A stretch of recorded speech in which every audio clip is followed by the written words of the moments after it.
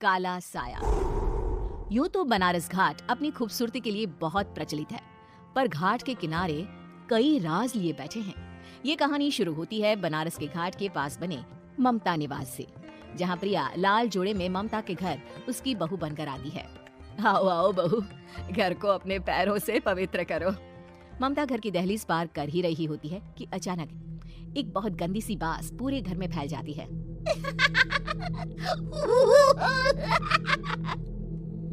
ये बदबू और ये आवाजें, ये कौन हंस रहा है माँ?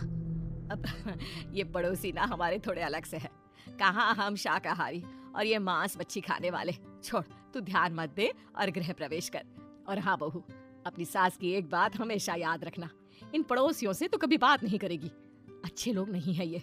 अपनी सास की ये बात मानेगी ना बेटा? हाँ माँ, जो आपकी मर्जी, मैं उनसे बात नहीं करूंगी। अगले दिन प्रिया अपनी पहली रसोई बनाने रसोई घर में जाती है। ये छोटी की बात तो नाक में जा रही है। एक काम करती हूँ, खिड़की खोल देती हूँ। प्रिया खिड़की खोलने जाती है। इतने चाले, लगता है इस खिड़की को कभी खोला ही नहीं गया। पर ऐसा क्यों? ओह, नॉन वेज की स्मेल आती होगी ना। 2 मिनट के लिए खोल लेती हूँ, फिर बंद कर दूंगी। प्रिया खिड़की खोलती है। खिड़की खोलते ही उसकी नजर सामने वाले घर की खिड़की पर पड़ती है, जहाँ एक लड़की खड़ी होती है। हाथों में मेहंदी, लाल रंग की साड़ी, बिल्कुल सजी धजी, मानो प्रिया की तरह ही वो भी नई नवेली बहू हो। वो प्रिया को देखकर मुस्कुराती है। हे भगवान, माँ ने तो इनसे बात करने को मना किया था। प्रिया फौरन ही खिड़की बंद कर देती है और तवे पर चढ़े रोटी की ओर देखने लगती है, पर वहाँ रोटी न होकर मछली पड़ी होती है। ये क्या? पहली ही रसोई में इतनी बड़ी गलती।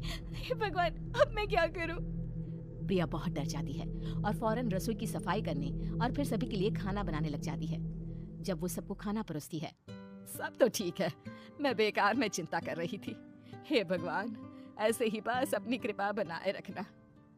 रात के वक्त जब सब सो रहे होते हैं, तब प्रिया को पायल की आवाज सुनाई देती है, जिससे उसकी आंख खुल जाती है। ये पायल की आवाज कहाँ से आ रही है? प्रिया उठकर उस आवाज के पीछे छत की सीढ़ियों तक जाती है। तभी उसे बच्चे के रोने की आवाज आती है। प्रिया छत पर जाती है तो क्या देखती है? वही लाल साड़ी वाली लड़की अपनी गोद में एक नवजात बच्चे को घुमा घुमा कर सुला रही है। तभी प्रिया की नजर उसके पेट पर पड़ती है। ओह गॉड, ये तो प्रेग्नेंट भी है। सुनिए, बच्चा सो नहीं रहा है क्या? मैं कुछ मदद करूं? नहीं नहीं, आपके घर वालों को अच्छा नहीं लगेगा, मैं संभाल लूंगी। स्नेहा की गोद से बच्चा हाथ मारकर प्रिया की गोद में आने को छटपटाने लगता है। दोनों घर अगल बगल में बने होने के कारण प्रिया उस बच्चे को गोद में ले लेती है। प्रिया के पास आते ही वो सो जाता है। बच्चे का वो स्पर्श रात भर प्रिया भूल नहीं पाती और अगली सुबह वो छत पर कपड़े सुखा रही होती है। तभी उसे एक औरत इशारा करके बुलाती है। स्नेहा कह रही थी बाबू तुम्हारी गोद में आते ही सो गया। मैं गौरी, स्नेहा की माँ हूँ। बहू, घर आना, बाबू को खिला भी लेना। शाम को जब घर पर कोई नहीं रहता, बच्चे से मिलने के लिए प्रिया छिपकर अपनी पड़ोसन के घर चली जाती है और कुछ देर बच्चे को खिलाकर वापस लौट आती है। इसके कुछ दिन बाद ही प्रिया को पता चलता है कि वो माँ बनने वाली है। ममता की खुशी का ठिकाना नहीं रहता।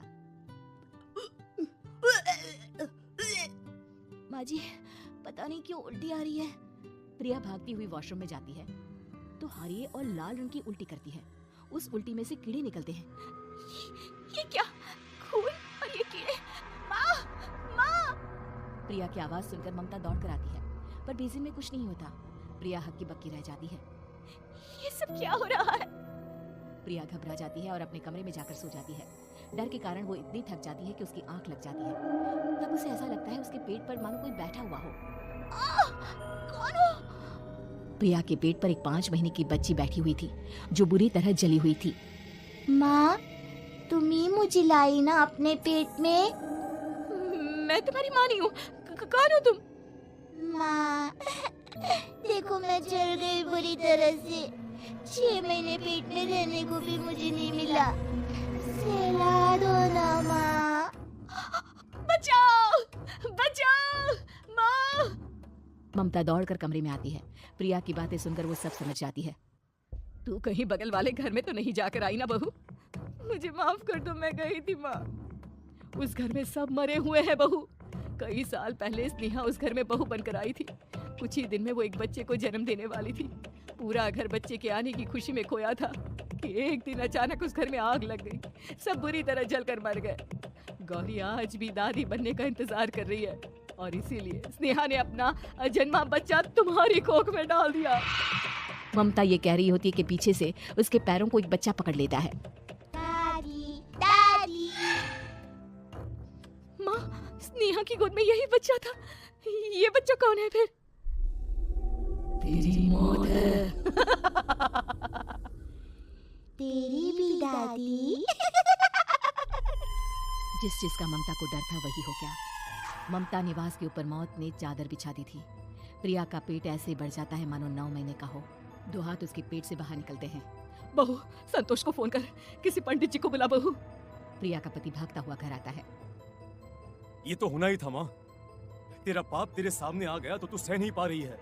स्नेहा घर में आग लगी नहीं थी, माँ ने लगाई थी, प्रॉपर्टी की लालच में। और वो बच्चा मेरी पहली पत्नी का बच्चा है, मेरा बेटा, जो कि उस आग की चपेट का शिकार हो गया था। मैंने तुमसे ये सब माँ के कहने पर छुपाया था। मुझे माफ कर दो प्रिया। तुम अगर चाहो तो यहाँ से जा सकती हो। मैं तुम्हें किसी भी बंधन में रखना नहीं चाहता। मेरी शादी हुई है आपसे, मैं आपको छोड़ नहीं सकती, पर उससे पहले हमें स्नेहा, उसकी माँ और बच्चे की आत्मा की शांति करवानी होगी। संतोष और ममता गौरी के घर जाते हैं। अंदर सब कुछ जला हुआ होता है। जमीन पर जली हुई लाशें बिखरी हुई थी। ममता रो रो कर अपनी करने की माफी गौरी से मांगती है। प्रिया स्नेहा के घर वालों का अंतिम संस्कार करवा देती है और ममता निवास फिर से आत्माओं के साए से मुक्त हो जाता है।